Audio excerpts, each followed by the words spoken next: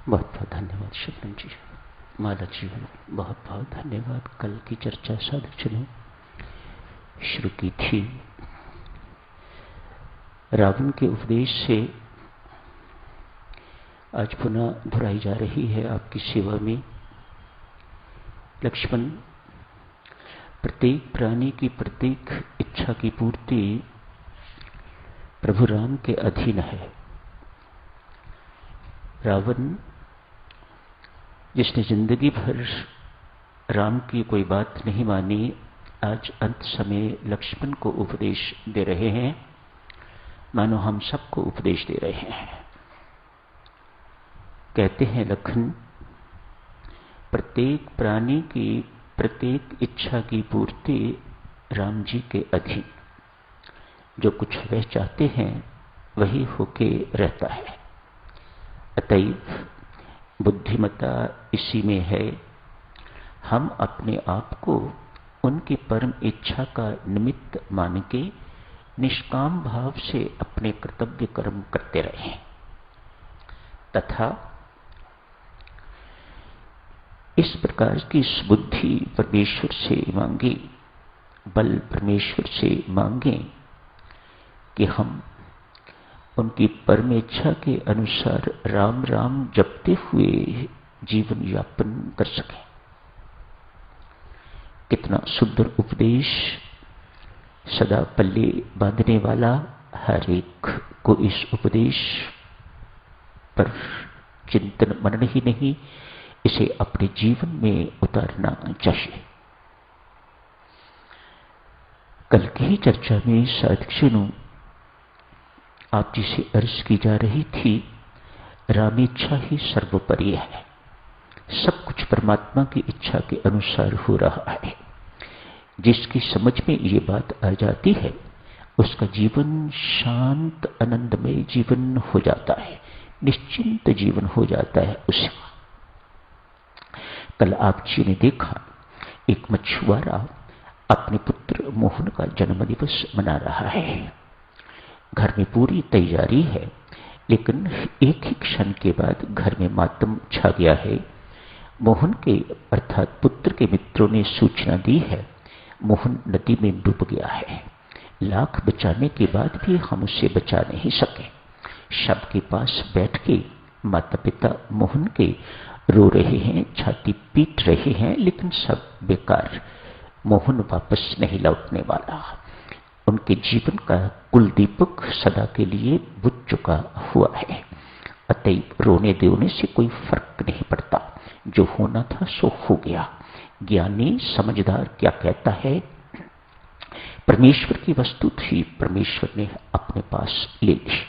अज्ञानी रोता है, छाती पीटता है, मानो परमात्मा ने कोई अन्याय अत्याचार किया है, इसकी दुहाई दे रहा है। देवियों सज्जनों, ये सब विश्वास की कमियां हैं, ये ठीक नहीं है। हमारा विश्वास इस प्रकार का अटूट होना चाहिए, परमात्मा की करनी में किसी प्रकार का कोई दोष नहीं है, कोई त्रुटि नहीं है, कोई अन्याय नहीं है, कोई अत्याचार नहीं है। अतएव जो कुछ उसकी परमेच्छा से हो रहा है, जो कुछ क्या होता ही सब कुछ उसकी परमेच्छा से है, सो जो कुछ भी घटित हो रहा है उसे सहर्ष शिरोधार्य करना ही हमारा परम कर्तव्य बनता है। इसी में सुख शांति है, शाश्वत सुख शांति इसी में है। तनिक सोचिएगा, क्या किया है परमात्मा ने। सोच विचार करके देखें तो साधक, एक अच्छा साधक, एक बुद्धिमान साधक किस प्रकार से इस घटना को लेता है। यही ना, मेरे कर्मों का फल था, घटित हो गया।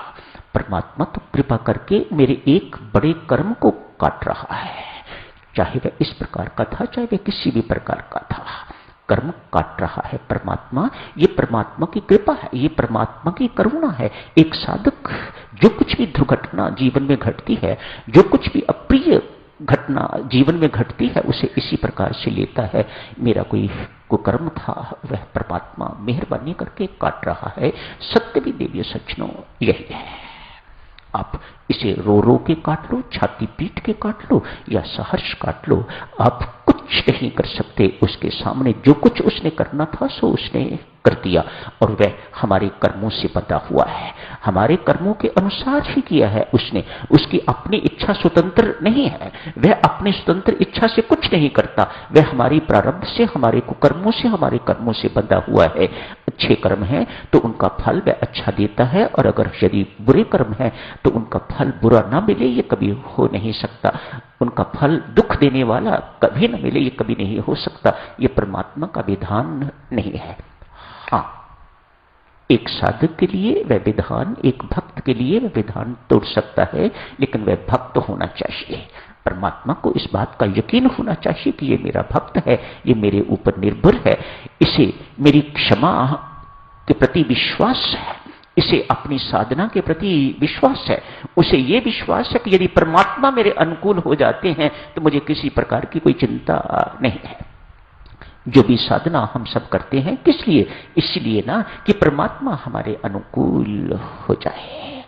तब वह विधान की परवाह नहीं करता, तब वह विधान के अनुसार नहीं चलता, तब वह आपकी प्रारब्ध को भी काट देता है, या यदि आपसे प्रारब्ध कटवाता है तो उसका दुख वह स्वयं अपने शरीर पर भुगतता है, स्वयं भुगतता है, वह आपको वेदना या पीड़ा नहीं भुगतने देता।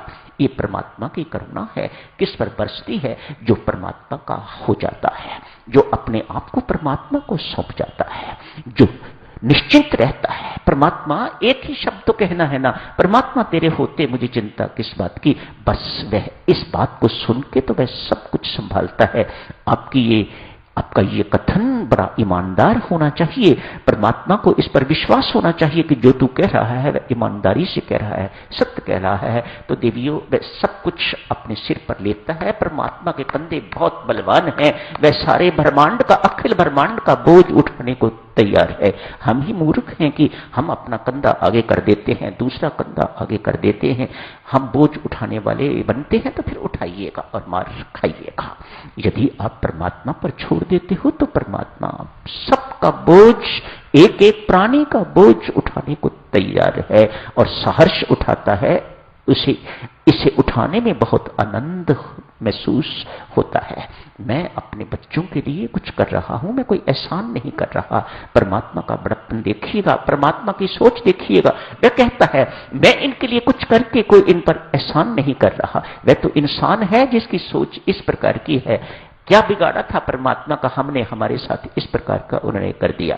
कोई रोग आ गया है, कोई मुकदमा आ गया है, कोई दुख आ गया है, रो रो के हम बुरा हाल कर लेते हैं, उल्हाने दे दे के हम बुरा हाल कर देते हैं। आदमी सोचता है कैसे साधक है, मानो जिंदगी में कोई साधना की कमाई नहीं थी।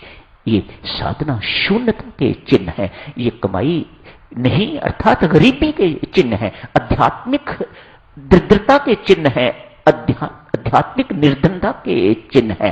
एक बलवान, एक धनवान, उससे कोई फर्क इन चीजों से नहीं पड़ता। उसकी सोच बड़ी भिन्न हुआ करती